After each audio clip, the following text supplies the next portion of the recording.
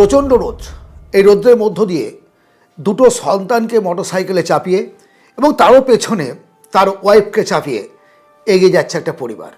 অথবা বৃষ্টি পড়ছে, বৃষ্টির মধ্যে মোটরসাইকেলে অসুস্থ বাবাকে নিয়ে ডাক্তারখানায় যাচ্ছে কেউ। আবার এমনও হতে পারে শীতের সকাল, প্রচণ্ড কুয়াশায় কোনো দিক দেখতে পাওয়া যাচ্ছে না, এমন অবস্থায় পরিবারের কেউ কোনো কাজে বাইরে যেতে বাধ্য। তখন প্রয়োজনীয়তা পড়ে একটা 4 চাকার, প্রয়োজনীয়তা পড়ে একটা গাড়ির। কিন্তু মধ্যবিত্ত পরিবার, অর্থনৈতিক অনটন, অভাব অনটনের মধ্য দিয়ে চলতে থাকা এই পরিবারগুলো ভাবে গাড়ি কিনবো নাকি কিনবো না, আর কিনলে কোন গাড়ি কিনবো, কিভাবে কিনবো। আজকে প্রত্যেকটা প্রশ্নের উত্তর আপনি সঠিকভাবে বুঝতে পারবেন যে আপনি গাড়ি কিনবেন নাকি কিনবেন না, এবং কিনলে কত দামের মধ্যে কিনবেন, কেন গাড়ি কিনবেন, কেন কিনবেন সেটা প্রথমেই তো বুঝতে পারলেন। প্রয়োজনীয়তা। বাংলাদেশ এবং ভারতবর্ষ মধ্যবিত্ত পরিবারের মানুষজনের শুধু গাড়িটা স্বপ্ন নয়, কিন্তু গাড়ি একটা বিশেষভাবে একটা পরিবারের বন্ধু বলতে পারেন। রাতের বেলা, দিনের বেলা, হঠাৎ কোনো বিপদ, কোনো অনুষ্ঠান বাড়ি যাওয়া, একসঙ্গে 3-4 জন আছেন, মোটরসাইকেলে সেটা সম্ভব নয়। আর ভাড়া গাড়ির বুঝতেই পারছেন কত টাকার চাপ, কত টাকার ডিম্যান্ড, সমস্ত কিছুর মধ্য দিয়ে এগিয়ে যাওয়াটাই হচ্ছে একটা দুর্বিষহ যন্ত্রণার। আর তখনই ডিপ্রেশন আসে, পারছি না, ওরা পারছে, আমি পারছি না। প্রথমে নিজেকে জিজ্ঞেস করুন যে আপনার মান্থলি ইনকাম কত, সংসার খরচের জন্য আপনাকে কত টাকা খরচ করতে হয়, আপনি কি ইএমআই দিতে পারবেন। মানে ইনকাম খরচ সমস্ত ব্যালেন্স করে মান্থলি ইনকামের 20 থেকে 30% ম্যাক্সিমাম, তার বেশি কিন্তু যেন ইএমআই না হয়, এটা কিন্তু আপনাকে ইএমআই দিতে হবে। তারপর নিজেকে জিজ্ঞেস করুন যে আপনি গাড়িটা কাউকে দেখানোর জন্য কিনছেন নাকি নিজের প্রয়োজনের জন্য, নিড অর ওয়ান্ট। যদি আপনার এটা প্রয়োজন থাকে আপনি এগিয়ে যান, আর যদি প্রয়োজন না থাকে কাউকে সোয়াপ করার জন্য, তাহলে গাড়ি নেবেন না। কারণ আপনি 3 মাস 4 মাস কোনোভাবে গাড়িটা ব্যবহার করলেন, ব্যবহার করার পরে কম দামে সস্তায় আবার কাউকে আপনি বিক্রি করে দেবেন, তাহলে সেখানে আমার টাকাটা নষ্ট হয়ে গেল। লায়াবিলিটির জন্য কখনো আপনি খরচ করবেন না, এটা আমার কিন্তু অনুরোধ। কিন্তু তারপরেও বলছি, সঠিক সুন্দরভাবে পরিবারকে পরিচালনা করতে হলে এবং বিপদের বন্ধু হিসেবে 4 চাকার প্রয়োজনীয়তা আছে। আচ্ছা, এমনটা কি হয় আপনি গাড়ি কিনলেন, তেল ভরবেন না, খরচ করবেন না, চালাবেন না, ঝামেলা নেই? না, একটা গাড়ি কিনলে বাৎসরিক একটা টাকা কিন্তু আপনাকে বাধ্যতামূলক খরচ করতে হবে। সেটা হচ্ছে একটা ইন্স্যুরেন্সের টাকা লাগবে, আপনাকে পলিউশন টেস্ট করতে হবে, আপনাকে ফিটনেস রাখতে হবে, গাড়িটার মেনটেনেন্স খরচা, বাৎসরিক এই খরচগুলো কিন্তু আপনাকে করতে হবে। মোবিল চেঞ্জ, এ সমস্ত একটা এক্সট্রা খরচ আপনাকে কিন্তু বহন করতে হবে। গাড়ি চালান বা না চালান, 3 বছর 4 বছর অন্তর আপনাকে ব্যাটারিটা চেঞ্জ করতে হবে, তার দাম পারিয়ার ভাগ করে নিন। ভয় দেখাচ্ছি না, বাস্তবতাটাকে চোখের সামনে তুলে ধরছি, যেটা আমার কাজ, যেটা আমার উদ্দেশ্য। কারণ আমি একজন মিডল ক্লাস মানুষ, আমি একেবারে ওই চাঁদে বাস করি না বা কোটি কোটি টাকার মালিক নই।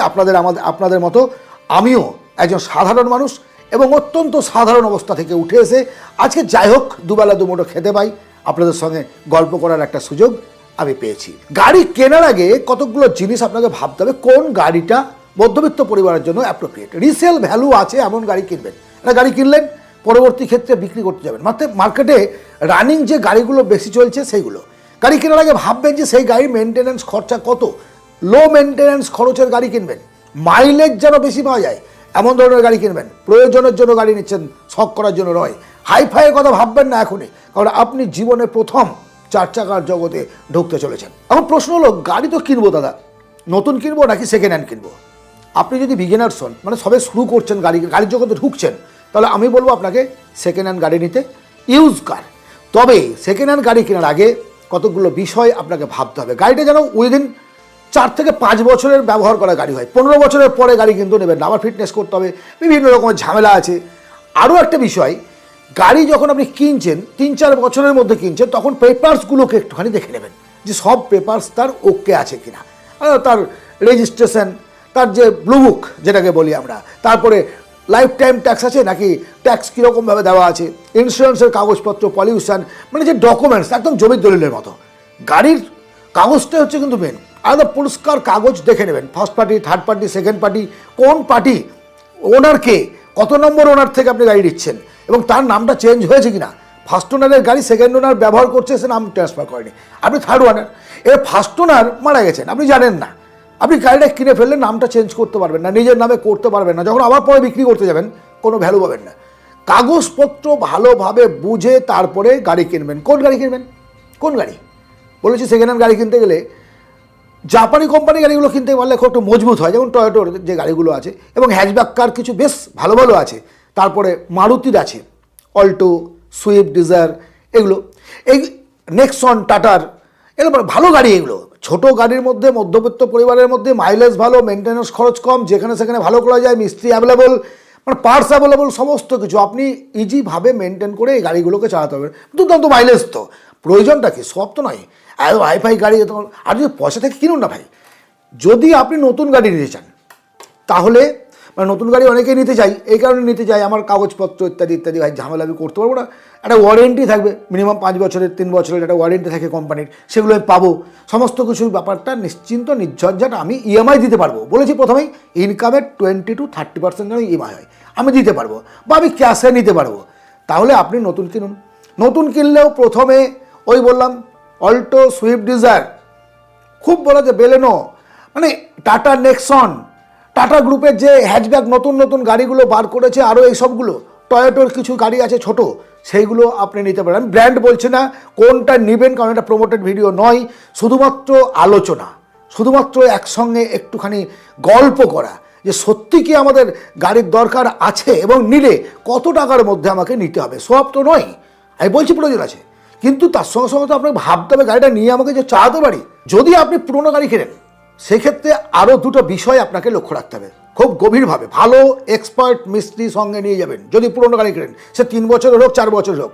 নাম্বার 1, তার কন্ডিশনটা কেমন, body condition and engine condition. গাড়িটার কোনো অ্যাক্সিডেন্টাল হিস্ট্রি আছে কিনা, অ্যাক্সিডেন্টাল হিস্ট্রি আছে কিনা জানবেন কি করে? তার যে ব্লু বুক, কোনো একটা যেখানে অল ওভার ইন্ডিয়া যে কোনো জায়গায় যদি ও অ্যাক্সিডেন্ট ক্লেম করে থাকে, সেটা কিন্তু আপনি জানতে পারবেন অনলাইনে কোনো একটা সার্ভিস সেন্টারে গিয়ে। পরিষ্কার জেনে নিন তার অ্যাক্সিডেন্টাল হিস্ট্রি আছে কিনা, রাস্ট, জং ধরা আছে কিনা, বিশেষ করে চ্যাসিস তলাটা ওপরে ঝাঁচকচকে পালিশ করা আছে, বুঝতে পারছেন না চ্যাসিসটা জং ধরে গেছে। তার হুইলগুলো কেমন আছে, তারপর তার ইঞ্জিনটা খুলে দেখুন যে ইঞ্জিনের ভেতরে কোথাও জং ধরে আছে কিনা, রাস্ট জমে আছে কিনা, নোংরা জমে আছে কিনা, কোথাও ঝাল করা আছে কিনা, পরিষ্কার বুঝতে পারেন। আরে বলছি না যে অ্যাক্সিডেন্টাল গাড়ি মানে খারাপ হয়ে যাবে বা জং ধরে আছে, আপনি একবারে ঝাংরি মাল কিনে নেবেন, বিক্রি করতে পারবেন না, চেপে আপনি শান্তি পাবেন, মানে একদিকে আগের চাকা যাবে, পেছনের চাকা আর একদিকে যাবে। সাবধানতা অবলম্বন করে আপনাকে দেখতে হবে, এক্সপার্ট লোক নিয়ে, আপনি জানেন না যখন, আপনাকে একটা এক্সপার্ট লোক নিয়ে যেতে হবে। আমার দীর্ঘদিনের অভিজ্ঞতা নিয়েই কথাগুলো বলছি। আবারও বলছি, মধ্যবিত্ত গাড়ি কিনবে না এমনটা হতে পারে না। মধ্যবিত্ত গাড়ি কিনবে, তার ইনকাম যেমন তেমন ধরনের তাকে গাড়ি কিনতে হবে। ম্যাক্সিমাম 5 লাখ টাকার ঊর্ধ্বে যাবেন না যদি সেকেন্ড হ্যান্ড নিতে চান, ম্যাক্সিমাম 5 লাখ, এবং তাতে অল্টো, সুইফট, এগুলো 4-5 বছরের গাড়ি আপনি পাবেন ভাই, না পাওয়ার কথা একটু খোঁজ নিন, পাবেন। আর যদি নতুন নিতে চান তাহলে ম্যাক্সিমাম 7 থেকে 8 লাখ টাকা, যদি আপনার ক্ষমতা থাকে 10। প্রথমের কথা বলছি, এরপর যখন আপনি একটা বুঝে গেলেন, আপনি গাড়ির সম্পর্কে জেনে গেলেন, সমস্ত কিছু আপনার ওকে, আপনার ইনকাম ওকে, এবার আপনি আরও দামের দিকে যান, আরও দামের দিকে যান, যতটা পারবেন সেভাবে আপনি এগিয়ে চলুন। আশা করি আজকের এই আলোচনায় আপনাকে আমি বোঝাতে পেরেছি যে গাড়ি কিনবেন কেন, কিভাবে কিনবেন, কত দামের মধ্যে কিনবেন, সেটা নিশ্চয়ই বুঝতে পেরেছেন। যদি আলোচনাটি উপকারী মনে হয় তাহলে অবশ্যই আপনার কোনো প্রিয়জনকে সেন্ড করুন যারা গাড়ি কিনতে চায় এবং কিনতে ইচ্ছা প্রকাশ করছে, নতুন কিনবে নাকি পুরনো ভেবে পাচ্ছে না, তারা জানুক, বুঝুক। দেখা হবে আবার অন্য ভিডিওতে। আর ভালো লাগলে অবশ্যই একটা লাইক করবেন, সাবস্ক্রাইব করবেন, সঙ্গে থাকবেন। ধন্যবাদ, আনন্দে থাকবেন।